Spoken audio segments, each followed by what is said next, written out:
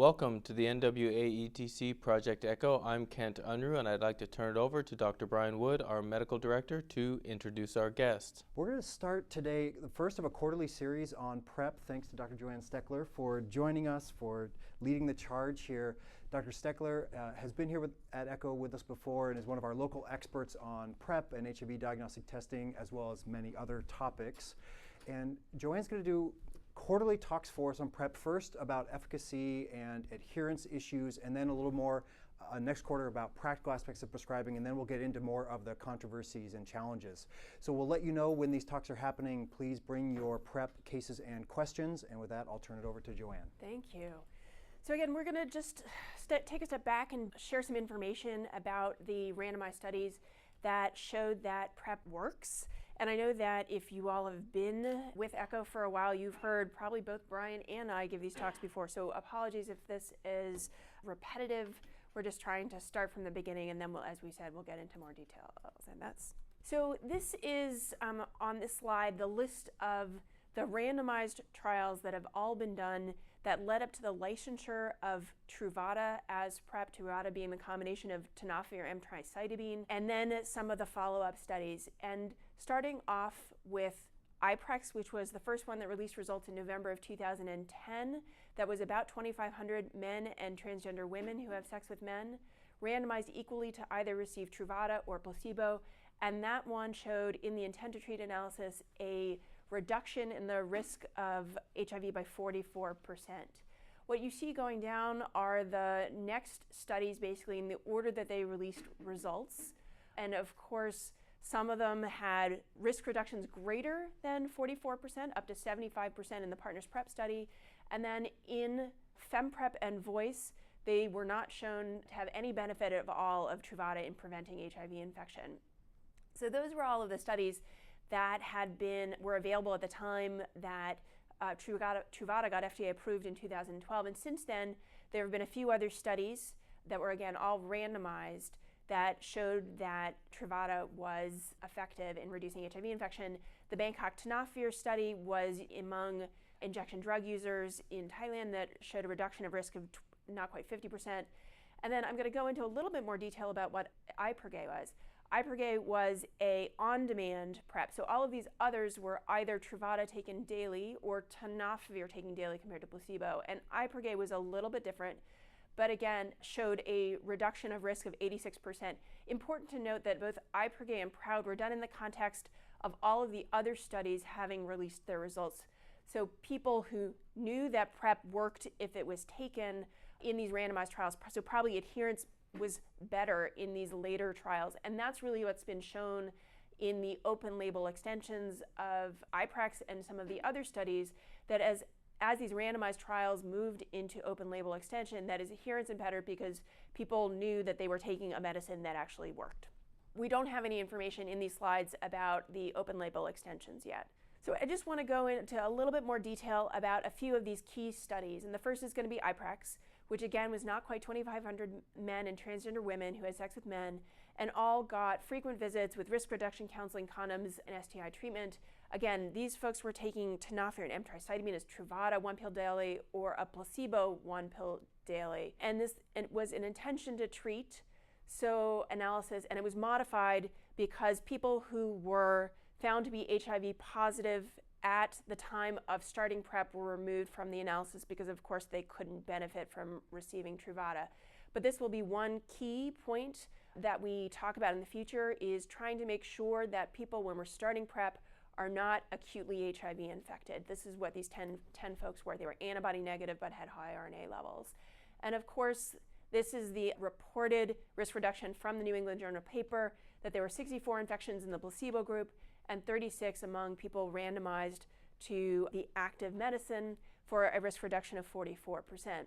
But I think the thing that has really been the story over the next few years, most recent few years, has been the importance of adherence.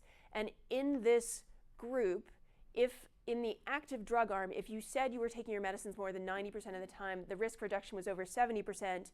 And this is half of the data looking at blood levels. So a subset of the folks who are randomized to active arm had blood levels looking for both plasma and intracellular levels of the two drugs.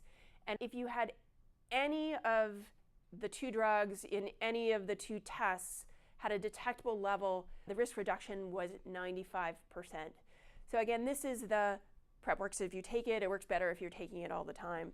And again, this is supported by, sort of in very stark contrast, the VOICE trial, which was a study of just over 5,000 women done in sub-Saharan Africa. And they were randomized. It was a slightly more complicated design. They were randomized to either take a tablet or placebo, or an active gel or placebo. And this, in contrast to IPREX and some of the other studies, has had a very sort of disheartening story. So started in 2009, 2011, they had Data Safety Monitoring Board review every 3 to 6 months.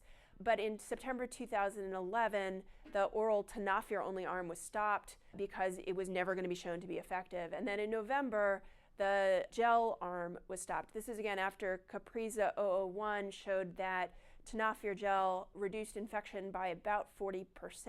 So it was surprising that this gel arm got stopped also.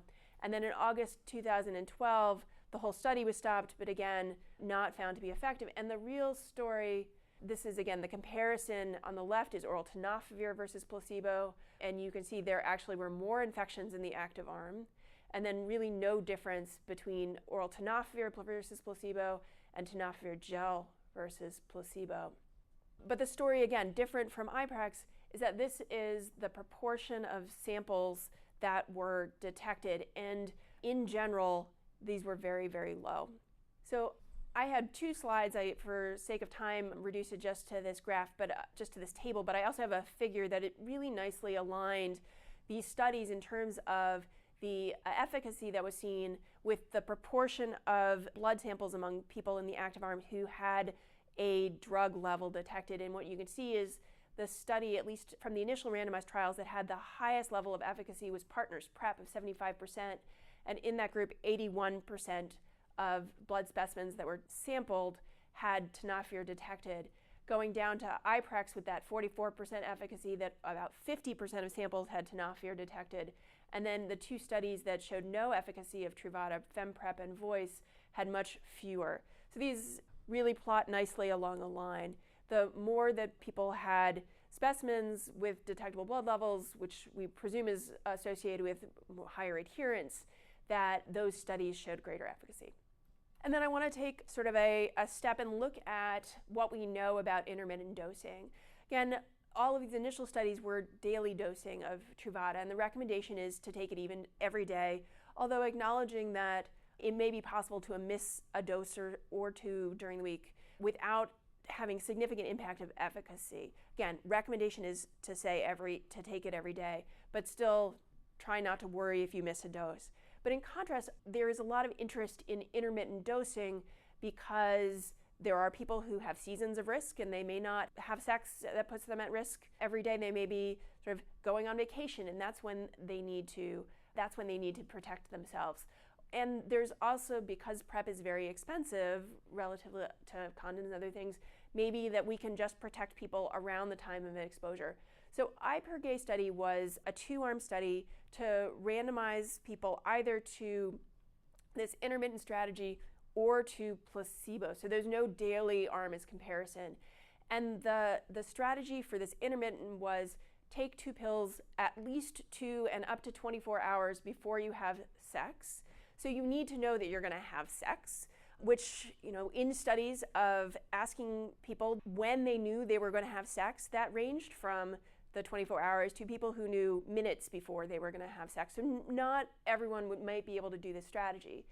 So again, 2 pills of Truvada 2 to 24 hours before sex, and then 1 tab 24 hours later, and 1 tablet another 24 hours later. So a total of 4 for each event. Now, if you had sex twice during a week, you may end up basically taking daily PrEP. So IPERGAY was this randomized study, again, of 400 high-risk men who had sex with men in France and Canada, and the 2 arms that I've just talked about.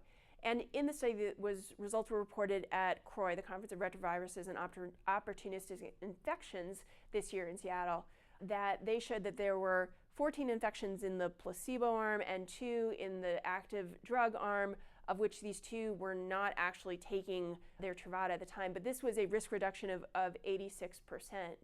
So they unblinded this study early and offered PrEP to all of the individuals in the placebo arm.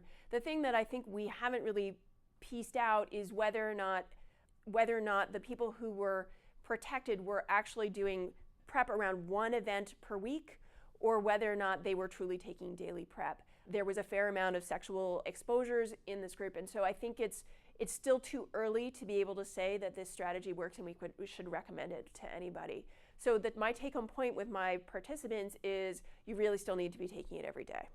And then just a final slide, I think, to show you sort of the ranking, put that loosely, between what we have in terms of HIV prevention, with the one microbicide study, again, Capriza 001 at the top showing 39%, but again, some conflicting data in other studies. STD treatment estimated to protect in, I don't actually know where that series of studies comes from, 42% based on this review that you can see down below. Iprex at 44%, male circumcision at just over 50% protective. But really sort of the kicker, treatment as prevention based on HPTN 052, at least among heterosexual couples, that the risk reduction is thought to be over 96% if the HIV positive partner is on HIV treatment. Again, not talking about PrEP. So a lot of tools in our toolbox currently for HIV prevention, which is very exciting, of course. So I usually talk about PEP and PrEP as one piece of the prevention puzzle. It is not everything. It is not intended to be for everybody, but it should be available for those individuals who are at higher risk and who are very interested and willing to take their medicine every day.